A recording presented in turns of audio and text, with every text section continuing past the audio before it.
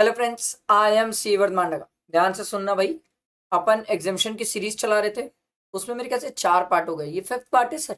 इसमें अपन income tax complete करते हैं, फिर इसके बाद जीएसटी स्टार्ट करेंगे सर। बहुत प्यारे क्वेश्चन है सर। अगर आपने नहीं देखा तो पीछे के 4 पार्ट देख लो, बहुत काम के सर। डिडक्शन करेंगे इसमें, deduction, TDS, TCS, provision for filing of return और टोटल इनकम के क्वेश्चन करते हैं सर। खत्म हो जाएगा। मस्त है, मजा आ रहा है सर, एकदम बेहतरीन क्वेश्चन। टिपिकल पॉइंट जहां पर स्टूडेंट फंसते हैं वो सब क्वेश्चन है सर। तो फ्रेंड्स को शेयर करना। हम 23 में पहुंचे, 55 तक जाना है। बड़ा लंबा सफर है सर, साथ चलना है। एक एक चीज कवर हो जाएगी इनकम टैक्स जीएसटी में। देखो सर, क्वेश्चन देखो। The basic salary of mister A is 1 lakh rupees per month. बाप रे बाप, पैसा वाला आदमी है। Is entitled to dearness allowance which is 40% of basic pay and 50% of the dearness allowance forming part of the pay for the retirement benefits. ठीक है, okay. DA इसका 40% है, उसका भी 50% डीए फॉर्मिंग पार्ट है। तो मतलब हमें निकालना पड़ेगा, थोड़ी मेहनत करनी पड़ेगी, पेज ऐड करना पड़ेगा सर। सबसे पहले तो पेज ही ऐड कर लो, क्योंकि सर पेज ऐड करने से ये चीज तो क्रिस्टल क्लियर है कि सर इसकी बेसिक सैलरी जो कि 1 लाख रुपीज पर मंथ है, इसको 12 से मल्टीप्लाई करोगे तो सर 12 लाख। ये तो क्रिस्टल क्लियर। डीए, डीए जो आपका 50% 40% ऑफ बेसिक पे है, 40% ऑफ बेसिक पे, ये आ जाएगा सर 4,80,000 इसका डीए। ठीक है, इसका भी 50% retire forming part of the retirement benefit है। ठीक है, both mister A and his employer ABC limited contributes 50%, 15% of the basic salary to the pension scheme referred to in ATCCD. Oh my god, ATCCD की कहानी है। और अगर ATCCD की कहानी है तो पहले मैं आपको ये बता दूं सर, इसमें 115 बीएससी भी सोचना होगा, क्योंकि एटीसीसीडी जब मैं बोलता हूं तो 115 बीएससी अमेंडमेंट है, छोड़ ही नहीं सकते, इंपॉर्टेंट है सर। ठीक है, explain the tax treatment in respect of the contribution in the hands of mister A if he has exercise the option of shifting out of the default tax regime.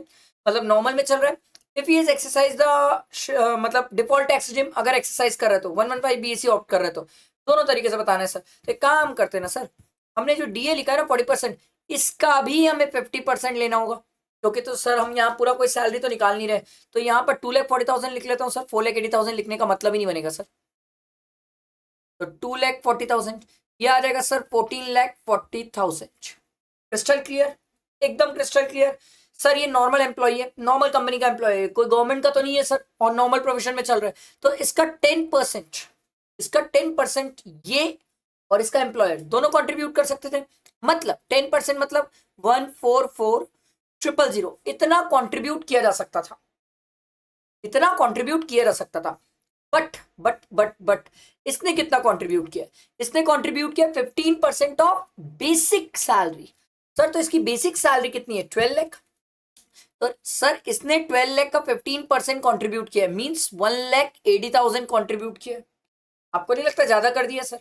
But sir मैं हमेशा एक student को एक बात सिखाता हूं, भैया जब तू ATCCD पढ़े ना, और जब तू नॉर्मल प्रोविजन से चल रहा है तो 1B क्यों नहीं सोचता?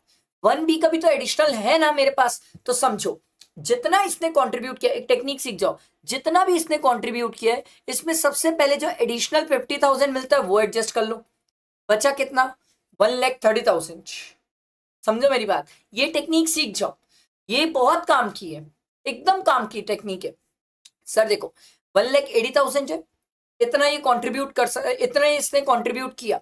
50,000 अपन सर ATCCD 1B का क्लेम कर सकते हैं। तो सर अगर मैं मान लू, जस्ट एन एग्जाम्पल, तो अब मैं और कितना कंट्रीब्यूट कर सकता हूं सर? 1,30,000 मैक्सिमम और कंट्रीब्यूट कर सकता हूं। मतलब ध्यान दो प्लीज, मेरे तरफ ध्यान दो। मैंने कंट्रीब्यूट किया है 1,80,000, मुझे मैक्सिमम अलाउड था 1,44,000 सर, बट मैंने ATCCD में 50,000 क्लेम कर लिया। तो क्या मैं बैलेंस 1,30,000 पूरा क्लेम कर सकता हूं? हाँ सर, आप पूरा क्लेम कर सकते हो, कोई दिक्कत नहीं आएगी। यही तो इंपॉर्टेंट वाली बात है। अब एक स्टूडेंट बोला, सर आपको याद नहीं है सर, ATCCE सर मैक्सिमम 1,50,000 बोलता था।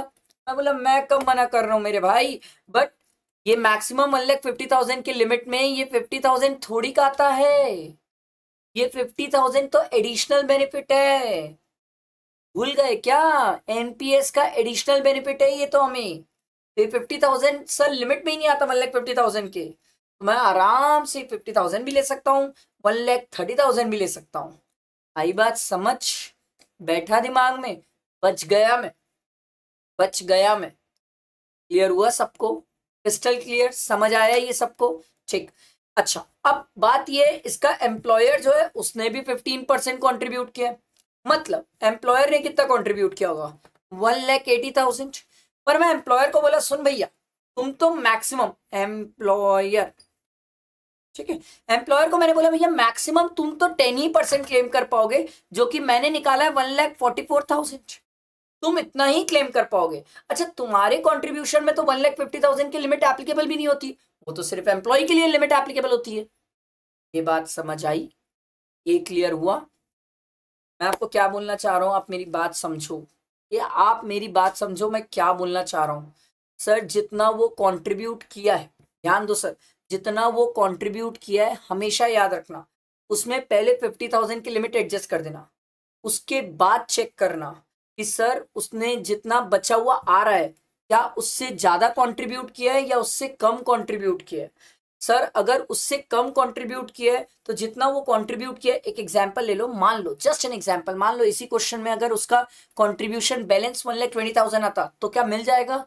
यस मिल जाएगा। एक ये 1,20,000 मिल जाएगा, ये 50,000 मिल जाएगा।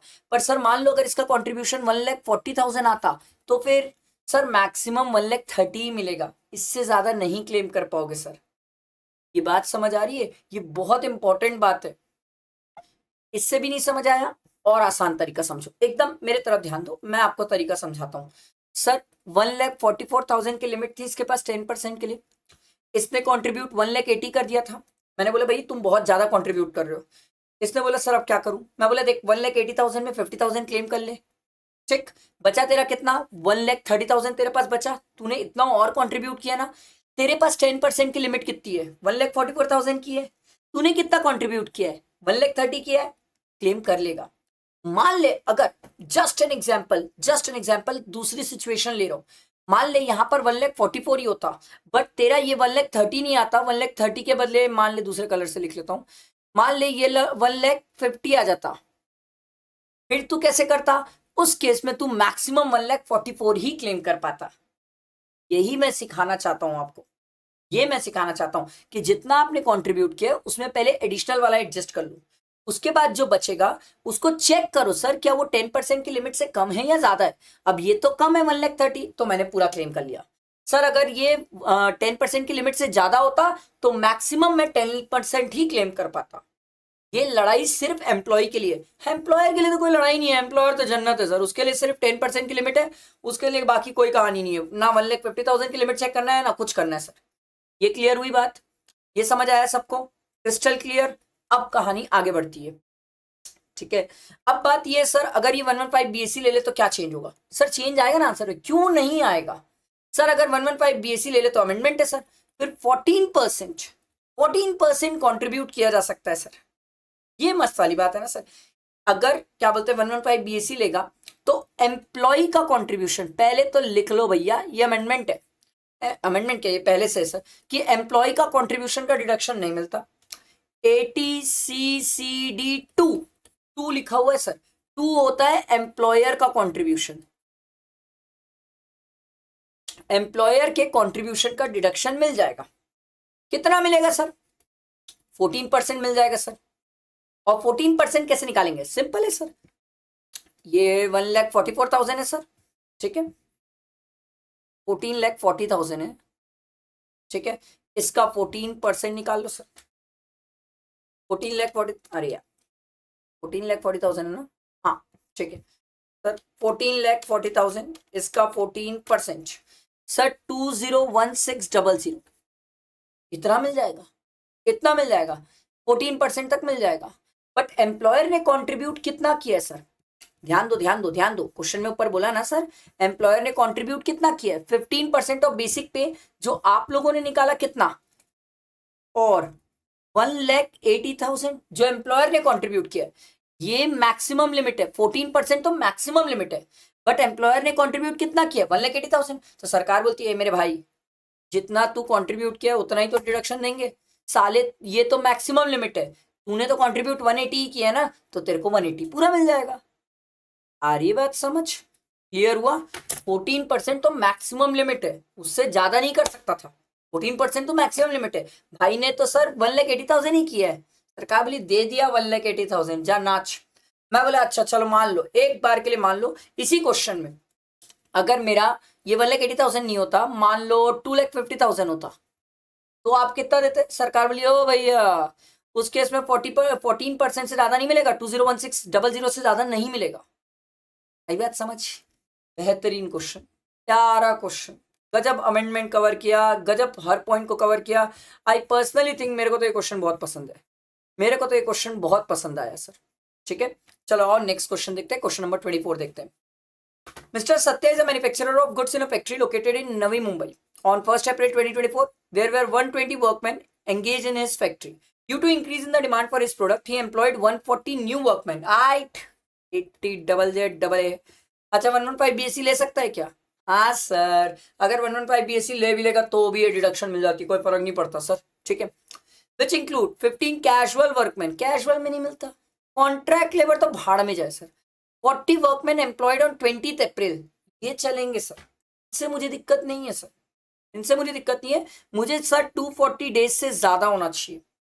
फुटवेयर वेयरिंग अपीयरल के केस में 150 डेज से ज्यादा होना चाहिए, ये तो सर अप्रैल में अपॉइंट हुआ है, आराम से 240 डेज से ज्यादा है। 35 वर्कमैन एम्प्लॉयड ऑन 1 में, सर ये भी 240 डेज से ज्यादा है दोनों। 25 वर्कमैन एम्प्लॉयड ऑन 8 अगस्त।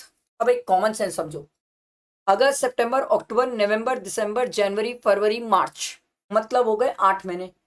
8 3 होता है 24, है ना?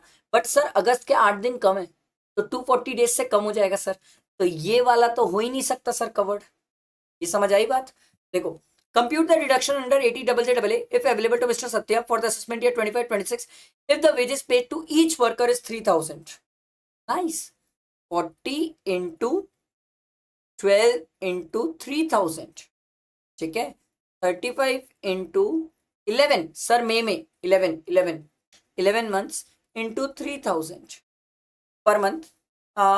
His profit from the manufacturing of goods for the assessment year 25-26 is 5.50 lakh and turnover 12.5 crore. बता रहा है कि 80 डबल जे डबल ए क्लेम करने के लिए सेक्शन 44 ए भी देखा जाता है टैक्स ऑडिट का, तो ये बंदा टैक्स ऑडिट में कवर है सर, इसका 10 करोड़ से ऊपर का टर्नओवर है, टैक्स ऑडिट वाला आदमी है, इसलिए 80 डबल जे डबल ए मिलेगा sir.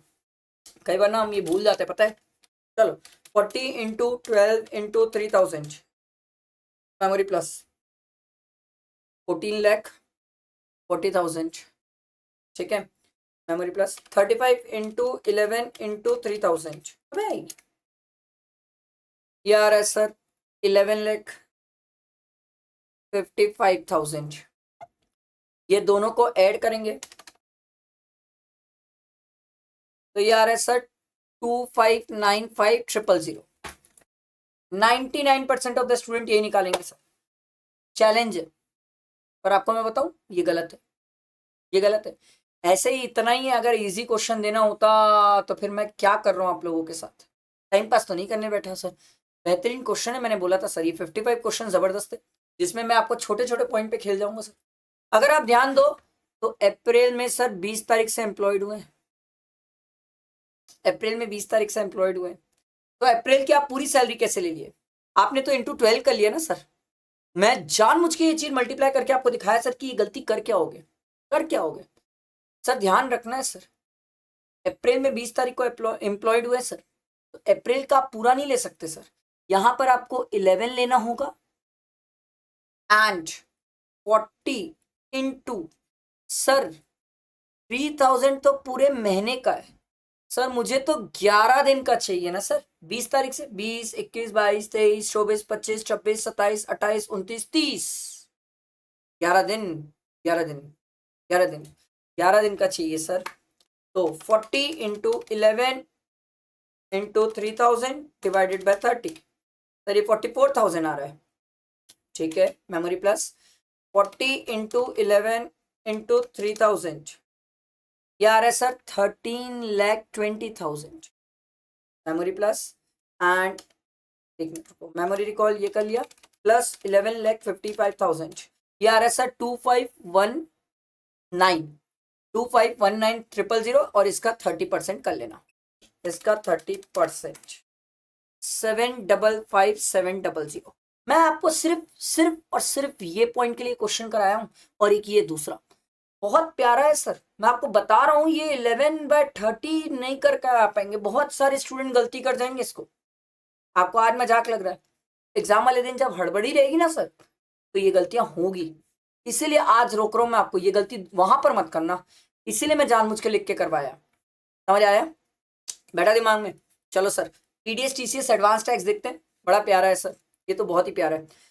Examine the TDS implication in the following cases along with reasons. लो भाई देखो, पहला, Miss Varsha received a sum of 95,000 on 31st December 2024 towards maturity proceed of LIC 194 DA 1 lakh से ऊपर मिलना चाहिए, तभी टीडीएस की बात करूंगा, और 1010D में एग्जाम नहीं होना चाहिए। तो सर 80,000 सम एश्योर्ड है, 10,000 प्रीमियम, 1010D में तो एग्जाम नहीं है क्योंकि 10% से ज्यादा प्रीमियम है, पर सर 1 लाख से कम है तो 194 DA एप्लीकेबल ही नहीं होगा सर, टीडीएस की बात ही नहीं है।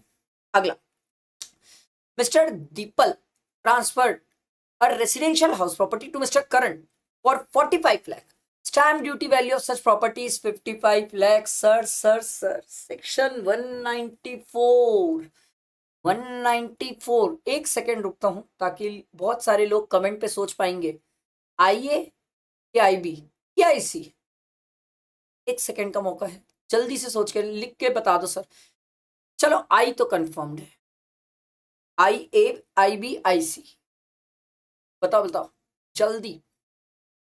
आई तो रैंक का होता है, ये मैं आपको बता दिया। चलो sir I A, sir 50 lakh से ज्यादा स्टाम्प ड्यूटी वैल्यू या सेल कंसिडरेशन दोनों में whichever is higher, sir 50 lakh से ज्यादा हुआ तो 1% टीडीएस की कहानी है, यहाँ पर 55 लाख है सर, क्यों नहीं आएगा टीडीएस, 1% आएगा ना सर 194 आई ए में सर, अच्छा पॉइंट था। अगला देखो, XYZ private company pays the following amount to Mr. Narayan during the previous year 24-25, ठीक है भाई, कितना पे कर रहे हैं, 22,000 for professional fees and 18,000 towards royalty. Oh section 194J picture में आया है, और जिसने बोला सर कि हम इंडिविजुअल लिमिट देखते हैं 30,000 की, इंडिविजुअली तो 30,000 से एक्सीड नहीं कर रहा है तो 194J एप्लीकेबल नहीं है, और एम का तो सोचना भी मत, यहां मत सोचो, एग्जाम में तो एम सोचना सर, क्योंकि एम भी सोचना होता है, स्टूडेंट भूल जाता है एम को, एम की कहानी तब है सर जब 50 लाख से ऊपर है, यहाँ तो सर 22,000 और 18,000 है, क्या ही एम की बात होगी। अगला देखो, payment of 1,75,000 made to mister Vaibhav for the purchase of calendar according to the specification of ABC limited, a specification 194C जानना चाहता है sir. However, no material was supplied for such calendar by ABC Limited to Mr. Vaibhav. Sir calendar supply ही नहीं हुआ, calendar तो supply ही नहीं हुआ स्पेसिफिकेशंस में, नो मटेरियल वर्क, पहले तो आप वर्क की डेफिनेशन समझो, 194C में वर्क की डेफिनेशन, सर वर्क तब होता था मटेरियल मैं दूं, कंटेंट मैं दूं, वो सिर्फ काम करके दे, वो वर्क है, यहाँ तो मैंने मटेरियल दिया ही नहीं सर, मैं जब मटेरियल दे ही नहीं रहा हूं तो it's a transaction of sale, not covered under definition of work, तो 194C चाह के भी एप्लीकेबल नहीं कर पाओगे। अगला, talent private limited says 12,000 pays 12,000 to Miss Sudha, its director towards sitting fees। Sir अच्छा है, सही लिखा है सर, 192 में तो बात ही नहीं है सर टीडीएस की, क्योंकि मैं इसको घसीटता हूँ सर 194J में, और पता है सर डायरेक्टर सिटिंग फीस में तो लिमिट भी नहीं है टीडीएस की, 1 रुपए का भी डायरेक्टर सिटिंग फीस पे करोगे तो टीडीएस कट जाएगा सर 194J में, समझ आ रहा है, तो ये पूरे 12,000 पे टीडीएस की बात है सर, ठीक है 10%। अगला देखो, Radha limited is engaged for Shyam Limited only in the business of operation of call center, भाई कॉल सेंटर की बातें हो रही है sir. On 18/3/2025 the total amount credited by the Shyam Limited in the ledger of Radha Limited is 70,000 regarding service charges of call center, the amount is paid through check on 28 March by Shyam Limited। तो 194J picture में आता है sir, call centre के case में कितना rate of TDS है sir, 2%, very simple. आगे बढ़ते हैं सर, ये क्वेश्चन तो टीडीएस का अच्छा लगा मुझे, अच्छा क्वेश्चन था, 1-2 पॉइंट ऐसे थे जहां पर कंफ्यूज हो सकते हो आप, मेरे को जो लगा, एक कॉल सेंटर की हमें आदत नहीं होती है, इस पे गड़बड़ हो सकती है, आई एम नॉट सेइंग हो जाएगी, बट हो सकती है कॉल सेंटर। एक इसमें गड़बड़ हो सकती है, अगर वर्क नहीं आता तो सेकंड पॉइंट पे गड़बड़ हो सकती है। अच्छे पॉइंट सही है टीडीएस के। अगला देखो, in respect of the following independent case scenario required to discuss the provision relating to TDS TCS and the amount of tax deductible for the year ended 31st March 2025. Mr. Rajat, age 79 years, a retired resident individual, maintain a saving bank account, जिसको S से जानते हैं हम, and a fix deposit account, F से जानते हैं जिसको, with ABC bank daily. He provide the following details to the ABC in respect of the financial year. Sir section 194 P, pension के दिन पे जिंदगी काट रहे सर, 75 से अबव है सर, ठीक है. तो इंटरेस्ट दिया हुआ 75,100. Pension from the employer received in saving account 55,000 per month. यहाँ तो हमें मेहनत करनी पड़ती सर, ये तो हमें निकालना पड़ता है. पेज ऐड कर लो सर. इसको भैया को पेंशन मिला है जो कि 55,000 है. 55,000 है ना, हाँ, इंटू 12 कर लेते हैं सर. तो ये कितना आ जाएगा सर, ये आ जाएगा सर 55,000 इंटू 12, यह आ जाएगा sir 6,60,000 minus sir standard deduction. अच्छा, ये 115 बीएससी ले रहा है, नॉर्मल चल रहा है, बताया क्या क्वेश्चन में, आगे देखते हैं. Mister Rajat has declared that he has exercised the option to shift out of the default tax regime, मतलब नॉर्मल चल रहा है सर, ठीक है भाई. तो इसका स्टैंडर्ड डिडक्शन 50,000, तो 6,10,000 इसकी इनकम फ्रॉम सैलरी है सर, ठीक है. इसको इंटरेस्ट ऑन सेविंग है सर, आईयूएस की इनकम है सर. इंटरेस्ट ऑन सेविंग कितना इंटरेस्ट है, 75,100, 75,100. एंड इंटरेस्ट ऑन एफडी भी है सर, इसको फिक्स डिपॉजिट से भी इंटरेस्ट है. कितना इंटरेस्ट है, 1,20,000, ठीक है. मैं हमेशा स्टूडेंट को बोलता हूँ, एक काम क्या करो, साथ साथ ट्रीटमेंट कर लिया करो. इसके बाद सर ग्रॉस टोटल इनकम आती है, और इसमें फिर हम माइनस करेंगे सर डिडक्शन. नॉर्मल प्रोविजन से चल रहा है ना सर. ATTTB कर लेंगे सर, क्योंकि एज 75 से 60 से अबव है सर, तो TTB में इसको 50,000 इंटरेस्ट का मिल जाएगा, ठीक है. और कुछ बचा क्वेश्चन में ना. अच्छा, एक बात मस्त वाली पता है सर, इसमें इंटरेस्ट और सेविंग सब सेम अकाउंट में, अलग अकाउंट होता तो 194 P एप्लीकेबल नहीं होता, ये ध्यान रखना. तो ऐड कर लेते हैं, 6,10,000 प्लस 75,100 प्लस 1,20,000, ठीक है. तो ये आ रहा है सर 80,5100 माइनस 50,000, तो ये आ रहा है सर 7,55100. अब इस पे टैक्स निकालना है सर, ये इसकी टोटल इनकम. अब इस पे टैक्स निकाल लो सर, क्योंकि टीडीएस तो 194P का बताना ही पड़ेगा ना सर. तो टैक्स तो यार वो बचपन वाली कहानी है सर, टैक्स निकालना. पहले इसकी एज कितनी थी, 79 ना.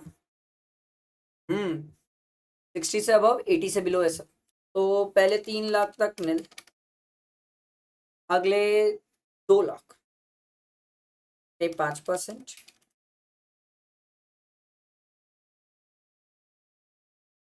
दो लाख पे 5%, बचे पे 20% प्लस 10,000 प्लस 4%, ये आ रहा है सर 63461 है, इसको राउंड फिगर कर लेना सर, 63460, इतना इसका टैक्स आएगा फाइनली, जो 194P पे आएगा सर. आ रही बात समझ, बेटा दिमाग में क्लियर हुआ सर.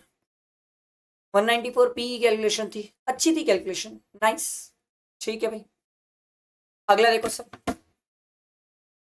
देखो, miss Aryan limited, a domestic company having a total turnover of 12 crore for the financial year 23-24, purchase goods worth 85 lakh excluding purchase return. अच्छा, from Varun and company during the previous year 24-25. Sir ये बायर है, और buyer का turnover 10 crore से ज्यादा है, तो sir 194 Q जीत जाएगा सर, ठीक है. और क्यू और 2061H पे लड़ाई होती है, तो टीडीएस ही जीतता है सर, टीसीएस नहीं जीतता, ठीक है. Varun company resident firm as furnitures PAN, PAN number दिया good very very good, PAN number नहीं देता ना तो 5% हो जाता। Detail of the payment for the purchase from Varun private limited are given below. ठीक है भाई, परचेज का क्या दिया हुआ है, 30 लाख, 25 लाख, 20 लाख, जिसमें से 5 लाख का goods worth 5 lakh where return, 5 lakh का रिटर्न हो गया। ठीक है, ड्यू टू क्वालिटी इशू होगा कुछ। और 2025 को फिर 10 लाख का परचेज किया, तो टोटल कितने का परचेज है, 30 + 20 + 20 + 10 -5 कर लो, तो 30 + 25 + 20 + 10 85 -5 80। सर एक मस्त वाली बात बताता हूँ, 194Q और 194N, ये दो सेक्शन स्पेशली याद रखना क्योंकि इसमें ना एक्सीडिंग पे टीडीएस है, तो 50 लाख तक तो कोई टीडीएस नहीं है सर। बचा 30 लाख पे सर 0.1% टीडीएस है, ध्यान रखना। एक्सीडिंग वाले सेक्शन कम है सर, तो याद रखने वाली चीज है सर। तो सर माइनस कर लो 50 लाख, तो बचा सर 30 लाख। 30 लाख का 0.1% सर 3000 आ जाएगा टीडीएस की अमाउंट। टीडीएस की अमाउंट इस क्वेश्चन में मेरे हिसाब से बड़ी बात नहीं थी, मेरे हिसाब से तो ये बात ध्यान रखने वाली बात थी, एक्सीडिंग पे टीडीएस होता है पहली चीज, दूसरा जो रिटर्न हुआ है वो माइनस होता है, ये ध्यान रखने वाली बात, बाकी तो एज सच ठीक है। Assuming that the turnover of Varun company during the financial year was 8 crore, घंटा फर्क पड़ता है मेरे को सेलर के टर्नओवर से, टीडीएस जीतता है सर। अगर इसका 12 करोड़ भी टर्नओवर होता ना तो भी टीडीएस जीतता। ठीक है, टीडीएस ही जीतेगा। अगला देखो, state government of Telangana grants a lease of coal mine. Coal mine, अरे भाई ये तो बाहरी इंपॉर्टेंट है। Coal mine to XYZ company limited on 1/9/2024 and charge 10 crore for the lease. Sir mine कोयरा, याद आया, माइन कोयरा, माइंस मींस कोल माइन। भाई मैं ना मतलब रिवीजन क्लास में तक ये बोला था, और वही क्वेश्चन है sir. Mines, coal mines, mines में सर 2%, एक बार एग्जाम में ये वाला पॉइंट आया था सर, बाप रे बाप, पूरे स्टूडेंट गलत करके आए थे। सर क्या होता है, वो कोल देखते हैं और कोल के सर ट्रेडिंग में जो है 1% टीडीएस है, कोल के ट्रेडिंग में 1% है, बट माइन कोरा उसमें 2% है, क्योंकि देखते हैं इसमें आगे दिया हुआ है, मेरे को याद है ना, क्वेश्चन एग्जाम में आया हुआ है, XYZ कंपनी सोल्ड कोल, ये देखो कोल, कोल पे तो मैं तो बोल रहा हूँ आपको, कोल पे, कोल पे मैं आपको बोल रहा हूँ सर 1% टीडीएस है, टीसीएस है, सॉरी टीसीएस है, बट सर कोल माइन पे टीसीएस 2% है सर। माइन अलग चीज है, कोल अलग चीज है, ध्यान रखना, कोल माइन अलग चीज है और कोल का परचेज अलग चीज है भाई। बहुत प्यारा पॉइंट, मतलब मेरे को तो मजा आ गया, मजा आ गया सर, बेहतरीन पॉइंट है। बहुत सारे स्टूडेंट इसमें गलती करके आ जाएंगे सर, बहुत सारे स्टूडेंट, बहुत अति में स्टूडेंट गलती करके आएंगे सर। आपको लग रहा है गलती नहीं होगी, बट होगी सर। ठीक है, तो मेरे हिसाब से तो ये ध्यान रखने वाली बात कि कोल माइन पे 2% और कोल पे 1%, ये टीसीएस का सबसे इंपॉर्टेंट, मेरे को तो लगा ये सबसे प्यारा पॉइंट है, तो एग्जाम में हर स्टूडेंट गलती कर सकता है, डेफिनेटली गलती कर सकता है। ये देखो बहुत इंपॉर्टेंट है sir, very very important, very very important sir, very very important. ठीक है, इसके बाद कहानी और आगे बढ़ती है। देखो अगला क्वेश्चन, देखो क्या बोलते हैं, मिस प्रिया एज 61 ईयर्स, एज 60 से अबव है सर, एज तो बहुत काम की चीज है, एज 60 से ऊपर है, age total income of 7,50,000 including income from profession for the assessment year 25-26 and has paid an advance tax 10,000 on 13/12/2024। पहले क्वार्टर में कुछ नहीं पे किया, दूसरे में पे नहीं किया, तीसरे क्वार्टर में पे किया इसने। She has filed his return of income on 15/6/2025, सही टाइम पे फाइल किया। Calculate the self assessment tax and the interest payable under 234 A, B, C if any, if Miss Priya has exercised the option of shifting out of the default tax regime, मतलब normal provision से चलना चाहती है। तो इस question में तो हमें पेज ऐड करके बहुत सारी चीजें कैलकुलेट करना है सर, चलो पेज ऐड करते हैं। ऐड हुआ कि नहीं, ऐड नहीं हुआ, अब तो हो जा, हो गया हो गया हो गया, पेज ऐड हो गया। तो टैक्स निकालते सर, अबे ये क्या कर सर, टैक्स ऑन 7,50,000। अच्छा ये नॉर्मल प्रोविजन से चल रहे ना, तो 7,50,000 पे टैक्स निकालना है, इसकी एज 60+ है, तो टैक्स निकाल लेते भाई। पहले 7,50,000 माइनस, पहले तो 3 लाख पे निल, बचे हुए अगले 2 लाख पे 5%, बचे हुए अगले 5 लाख तक 20%, तो इसका 20% प्लस 10,000 प्लस 4%, तो ये आ रहा है सर 62 62,400। आई बिलीव कि लोगों को टैक्स निकालना आ रहा है सर, टैक्स निकालना तो अब आना चाहिए सर। तो ये इसका 62,400 टैक्स आया है सर, ठीक है। अब हमसे क्या पूछा है सर, 234 सेल्फ असेसमेंट टैक्स कितना आ रहा है 62,400, इसमें 10,000 एडवांस टैक्स भी पे किया है। तो भाई 10,000 एडवांस टैक्स भी पे किया है, तो मतलब बेसिकली इसके 52,400 पे करना था सर, ये इसको पे करना चाहिए था, ठीक है, ये इसको पे कर देना चाहिए था टैक्स, बट इसने तो पे नहीं किया सर। इसने रिटर्न फाइल करी 15/6/2025 को, तो आपसे पूछ रहे सर इंटरेस्ट लेट हो गया भैया, तो 234 ए बी और सी में क्या इंटरेस्ट आएगा। मैं बोला ए में तो नहीं आएगा। आप बोले सर क्यों। Sir due date of filing of return से पहले फाइल कर दिया सर, रिटर्न फाइल कर दिया है, तो ऑब्वियस ही बात है अमाउंट पे कर दिया सर। तो 234 ए की तो बात ही नहीं होती है, क्योंकि रिटर्न टाइम पे फाइल हुई है, उसमें रिटर्न फाइल करते टाइम टैक्स पे कर दिया है, कहानी खत्म हो गई। पर सर बी पिक्चर में आ जाएगा।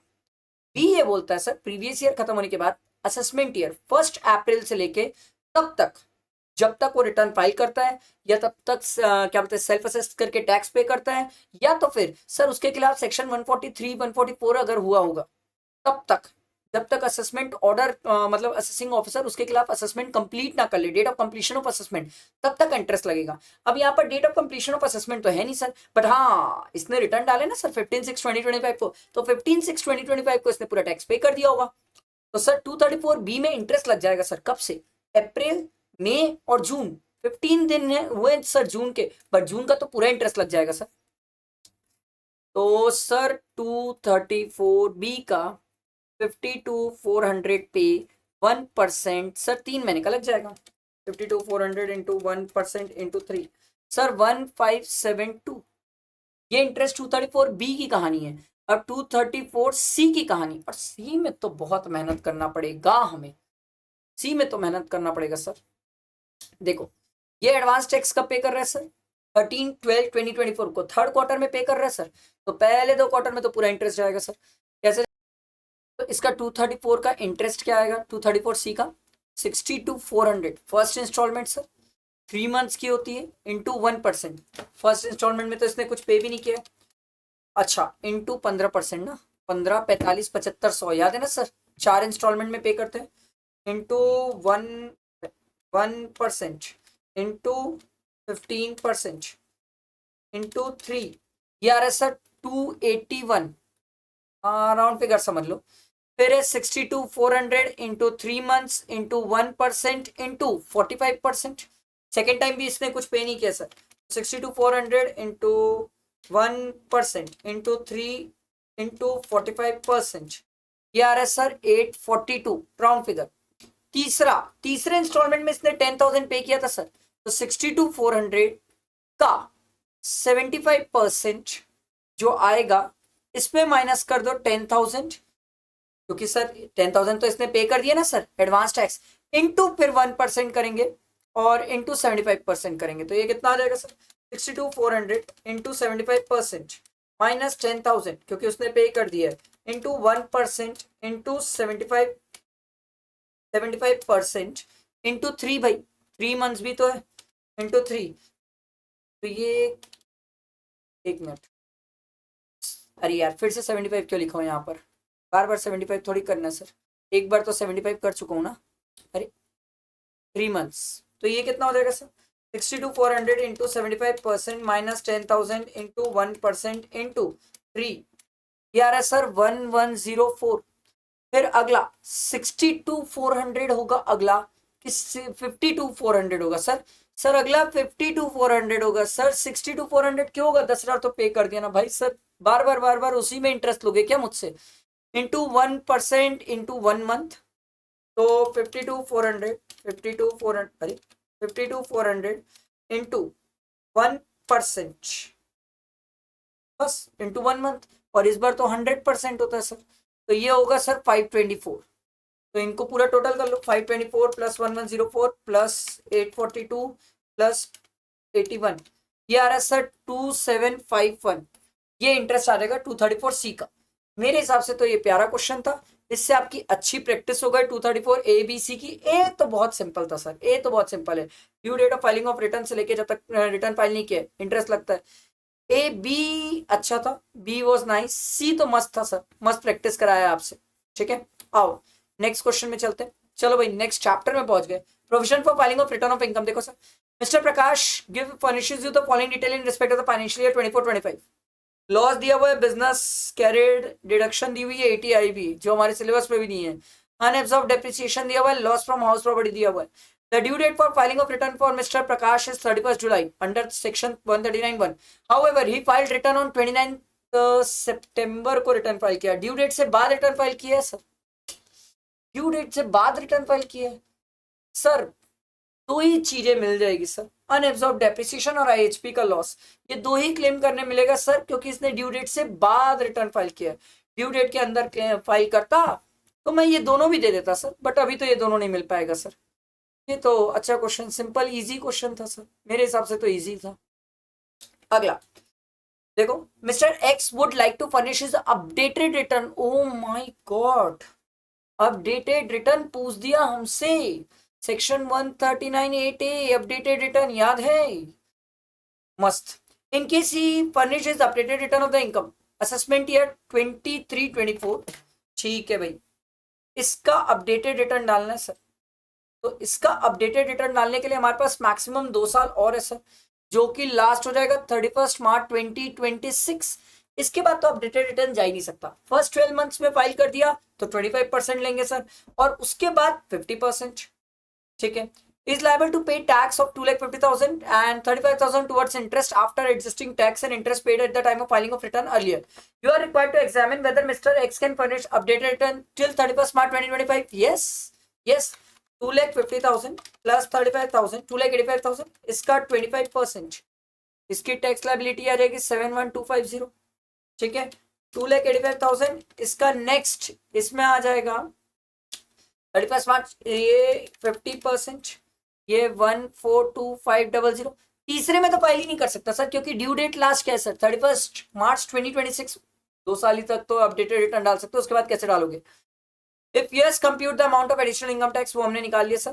Would your answer be different with respect to the filing of updated return in case 2, ये वाले केस 2 में, where he has exercised a notice under section 147। Sir अगर इसके खिलाफ सर 147 की नोटिस आ गई है तो ये बहुत बड़े लेवल का चोर हो चुका है sir.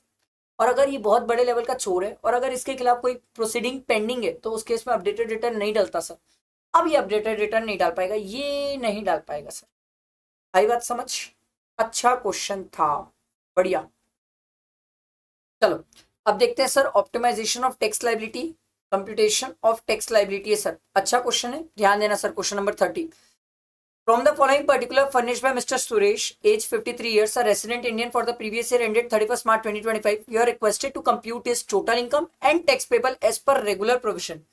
Regular normal scheme 115 BSc नहीं चाहिए अपन को, बट जब भी कभी एग्जाम में रेगुलर बोलेगा अपन क्या सोचेंगे, एएमटी भी सोचेंगे। लिख के रख लो मेरी बात, लिख के रख लो मेरी बात।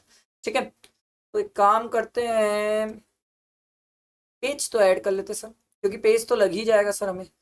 तो सर हर स्टूडेंट एग्जाम में यहाँ पर लिख के आएगा, computation of total income and tax payable of mister, क्या नाम है भैया, mister Suresh, for the assessment year 25-26 under normal provision. ये लिख के आना एग्जाम में, अगर ये नहीं लिखोगे मार्क्स बहुत कटेगा सर। प्लीज प्लीज, टेक्स्ट में प्रेजेंटेशन में मार्क्स बहुत कटते हैं, तो ये गलतियां ना करें। बहुत स्टूडेंट्स के बहुत मार्क्स टेक्स्ट में प्रेजेंटेशन में कट रहे हैं। ठीक है, मैंने बहुत लोगों की कॉपीज देखी है सर, बहुत मिस्टेक्स होती है। लाइन तो बाप रे बाप, अच्छा हुआ ये ऑटो स्ट्रेट हो जाती है, पता नहीं तो कैसी जाती लाइन। ठीक है, यहाँ लिखते हैं सर पर्टिकुलर्स, यहाँ लिखेंगे रुपए और यहाँ भी लिखेंगे रुपए। आओ सर पढ़ते हैं और ट्रीटमेंट करते हैं। वैसे मेरे हिसाब से तो 2 पेज ड्रॉ कर लेना चाहिए, एक और पेज लग ही जाएगा सर। ऐड कर लेते हैं एक और पेज। ठीक है, इसको एक्सटेंड कर लेते हैं और एक्सटेंड कर,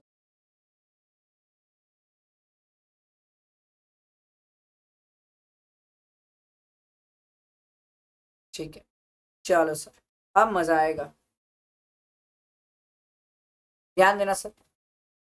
देखो क्या बोलता है, he sold his vacant land on 9/12/2024 for 15 lakh। 15 lakh में घर बेचा है सर। ठीक है, stamp duty value on the date of transfer was 19 lakh. Sir अब तो हम बचपन से सीख के आ चुके हैं sir, sale consideration plus 10% check करते हैं। तो sale consideration 15 lakh plus 10% check किया तो 16.5 लाख आ रहा है सर। और हमारी स्टैम्प ड्यूटी वैल्यू तो सर 19 लाख है सर। क्या ये वैल्यू इस वैल्यूज जो आपने 10% ऐड करने के बाद चेक करी उससे ज्यादा है? Yes sir. तो हमारा सेल कंसिडरेशन कितना हो जाएगा? 19 लाख। चलो भाई, कैपिटल गेन की इनकम मिल गई। कैपिटल गेन एग्जाम में ना जो मिलते रहना लिखते रहना, ये मत सोचना सर कि पहले पूरा पढ़ लेता हूँ फिर लिखूंगा सर। वो पूरा पढ़ने के बाद ना टोटल इनकम का क्वेश्चन याद ही नहीं आएगा कुछ क्या करना था। The fair market value of the land on 1 April 2001 was 6 lakh. Stamp duty value 5 lakh. This land was acquired on 5/8/1996 for 3.4 lakh. तो sir cost of fair market value दोनों में whichever is higher उसको compare करेंगे stamp duty value से, दोनों में whichever is lower। तो stamp duty value कितनी है सर? 5 लाख। सर हमारी कॉस्ट 5 लाख सर। अच्छा, अब एक खास बात, ये बेचा कब है सर? 2024 को। खरीदा उससे पहले, मतलब 23 जुलाई 2024 के पहले खरीदा और बेचा बाद में। तो इसके पास सर इंडेक्सेशन विदाउट इंडेक्सेशन जो इसको बेस्ट लगे उसके बेसिस में ही टैक्स निकालेगा। ये तो क्रिस्टल क्लियर है। चलो ठीक है, तो अभी तो एक बार कॉस्ट यही लिखेंगे। हमारा आ जाएगा सर कैपिटल गेन 14 लाख। ठीक है, आगे बढ़ते हैं सर। ये incurred an expense of 15 registration expense, इसका कोई मतलब ही नहीं बचा सर। कॉस्ट सीआईआई दिया हुआ है सर, ये काम आएगा टैक्स निकालने के लिए, टैक्स निकालने के लिए बहुत काम आएगा। तो कैपिटल गेन का तो यही इनकम दिख रहा है, तो चुपचाप इसी को बाहर लिख देता हूं सर, 14 लाख। ठीक है, अगला अगला दिया हुआ है, he owns an industrial undertaking established in SEZ zone which has commenced operation during the financial year 1920। 1920 में कमेंस किया ऑपरेशन, तो सर करंट ईयर जो है ये इसका 6th ईयर ऑफ ऑपरेशन है। The total turnover of the undertaking was 300 lakh which includes 120 from export turnover. This industrial undertaking fulfill all the condition of section 10AA of the Income Tax Act 1961. Profit from this industrial undertaking is 30 lakh। अच्छा लो भाई, मतलब PGBP की income मिल गई sir, SEZ की income मिल गई sir, ये तो डायरेक्टली आउटर कॉलम में जाएगी सर, 30 लाख। पर सर डिडक्शन भी लिख लेते ना नीचे ही सर, डिडक्शन 10AA की मिल गई सर, 30 इंटू 120 इंटू 200, 200 था 300 था, ये था सर, कहाँ गया भाई, 300 और वो भी 50%। सर ये 300 इंटू 50%, ये कितना आ रहा है sir? 30 into 120 divided by 300 into 50%, तो ये आ रहा है सर 6 लाख। चल भाई 6 लाख की डिडक्शन तो मिल गई। आगे बढ़ते sir. He has income of 10,000 from the crossword puzzle. लो भाई आईओएस की इनकम मिल गई, IOS crossword puzzle. Sir exam में आप लोग शॉर्ट फॉर्म नहीं यूज करेंगे सर, अलाउड नहीं है। ठीक है, and 15,000 from gross interest from bank fix deposit, sir FD से। तो भाई फिक्स डिपॉजिट का इंटरेस्ट भी है सर 15,000, तो सर इसका तो ये हो गया 25,000। तो अगर मैं ग्रॉस टोटल इनकम की बात करूं तो कितना कितना आएगा? 14 लाख प्लस 30 लाख प्लस 25,000 और कुछ ना, प्लस 25,000, ये आ गया सर 44,25,000। ठीक है, इसके बाद sir tuition fees of 36,000 was paid for 3 बच्चा। सर हमें एटीसी में 2 बच्चे का मिलता है और पर बच्चा 12,000 है सर, तो एटीसी में डिडक्शन मिलेगी सर, एटीसी में 2 बच्चे की मिलेगी 24,000, तो टोटल डिडक्शन हो गई 6,24,000। इसको माइनस कर लेते सर, माइनस 6,24,000, ये आ रहा है सर 38,01,000। ठीक है, ये हमारी आ गई सर टोटल इनकम। अब हमें टैक्स निकालना है सर, तो टैक्स निकालने के लिए हमें सर ये कैपिटल गेन वाले में मेहनत करना पड़ेगा, और मेहनत ये करना पड़ेगा सर कि देखो कैपिटल गेन वाले में अगर विदाउट की बात करूं तो विदाउट इंडेक्सेशन सर ये था 14 लाख, और 14 लाख में 12.5% कितना आएगा सर? 14 लाख, अभी 14 लाख का 12.5%, ये 1,75,000 आएगा। और विथ इंडेक्सेशन तो हमें करके देखना पड़ेगा सर। विथ इंडेक्सेशन कैसे करेंगे sir? 19 lakh minus 5 lakh into 363 divided by 100, तो ये कितना आ जाएगा? 19 lakh 5 lakh into 363 divided by 100, ये 18,15,000 माइनस 19 लाख कर लो तो ये 85,000 आ रहा है सर। 85,000 का 20% सर 17,000। ऑब्वियसली ये लोअर है सर, मैं तो इंडेक्सेशन के लिए जाऊंगा। तो सर 85,000 का 20% यही चलेगा मेरे लिए सर, क्योंकि मैं तो इंडेक्सेशन में जाना चाहूंगा सर। इंडेक्सेशन में इसकी इनकम बहुत कम हुई है, सॉरी टैक्स बहुत ज्यादा कम है सर, बिना इंडेक्सेशन के तो बाप रे बाप। ठीक है, तो इसका कैपिटल गेन में 17,000 टैक्स। और क्रॉसवर्ड पजल सर 10,000 का था, इस पे 30% कितना हो जाएगा सर? 3,000। अब हमें बैलेंस इनकम पे देखना पड़ेगा सर। तो बैलेंस पे टैक्स देखो, एक काम करते हैं, लिख लेते हैं 38,01,000 माइनस सर कैपिटल गेन वाला 14 लाख, वो हटा दो, क्योंकि सर हमने तो कैपिटल गेन 85,000 के हिसाब से इनकम मानी है। और माइनस क्रॉसवर्ड पजल वाला सर 10,000 बैलेंस इनकम है सर, तो ये 38,01,000 माइनस 14 लाख प्लस 85,000 माइनस 10,000। और कुछ बचा तो नहीं? नहीं, मेरे ख्याल से मैंने तो कर लिया। 38,01,000 माइनस 14 लाख तो लिए थे ना ऊपर अपन इनकम। हाँ जी, कैपिटल गेन की इनकम 14 लाख लिए थे सर। ठीक है, तो 14 लाख माइनस किया प्लस 85,000 जो मैं माना हूं इनकम माइनस, ठीक है 85,000 में इनकम माना हूं, बट फिर 85,000 माइनस भी तो करूंगा ना, हटाऊंगा भी तो सही, क्योंकि 85,000 पे तो मैं टैक्स निकाल लिया हूं। ठीक है, ये 85,000 में इनकम माना माइनस 85,000, क्योंकि इसमें अलग से मैं टैक्स निकाल लिया हूं, ये दोनों स्पेशल नेचर की इनकम। ठीक है, तो माइनस 85,000 माइनस 20 नहीं माइनस 10,000, ये आ रहा है सर 23,91,000। अब इस पे सर पहले 10 लाख पे तो फिक्स्ड है, बचे पे 30% प्लस 112500 प्लस 4%, ये आ रहा है सर 550,992, ये टैक्स आ रहे बैलेंस पे प्लस 3,000। अरे यार मैं तो 4% भी ऐड कर दिया, गड़बड़ हो गया। 2391,000 माइनस 10 लाख और बैलेंस पे 30% प्लस 112500 प्लस कितनी इनकम है सर? 3,000 प्लस 17,000। सर ये सब को ऐड किया तो ये मेरा आ रहा है सर 549800, और इसका प्लस 4% कर लेता हूं सर 571,792, ये मेरा टैक्स आ रहा है सर। ठीक है, अभी एएमटी जिंदा है सर, क्या इस क्वेश्चन में एएमटी की बात होगी सर? यस सर, क्योंकि इसकी टोटल इनकम सर 38 लाख है सर, 20 लाख से ज्यादा हो गई है सर, तो एएमटी की बात है सर। एएमटी कैसे होगा सर? 38,01,000, इसमें प्लस कर लो जो एसीजेड के आपने डिडक्शन 6 लाख रुपीज ली है, तो ये आ जाएगा 44,01,000 तो आएगा ना 38,01,000 प्लस 6 लाख 48 लाख, ये 44 लाख, इसका 18.5% प्लस 4% कितना रहेगा? इसका 18.5% प्लस 4%, तो ये आ रहा है सर 846752। इतना हमें टैक्स पे करना पड़ेगा, दोनों में विचएवर इज हायर हम पे करते हैं और बैलेंस की हम क्रेडिट ले लेते हैं सर। आया समझ? ये हमने पूरा इनकम टैक्स पार्ट कंप्लीट किया। अब इसके बाद नेक्स्ट वीडियोस में जीएसटी स्टार्ट हो जाएगा, तो लाइक करना, फ्रेंड्स को शेयर करना। अभी बहुत सारे क्वेश्चन बचे सर, हम कहाँ तक पहुंचे? 30 तक पहुंचे सर, 25 क्वेश्चंस और बचे, अच्छे क्वालिटी वाले जीएसटी की 25 क्वेश्चंस। ये सब क्वेश्चंस आपके एग्जाम के लास्ट डे देख के जाने वाले क्वेश्चंस है सर, बेस्ट क्वेश्चंस होते हैं सर ये। ठीक है, लाइक करना, फ्रेंड्स को शेयर करना। ठीक है, चलो थैंक यू।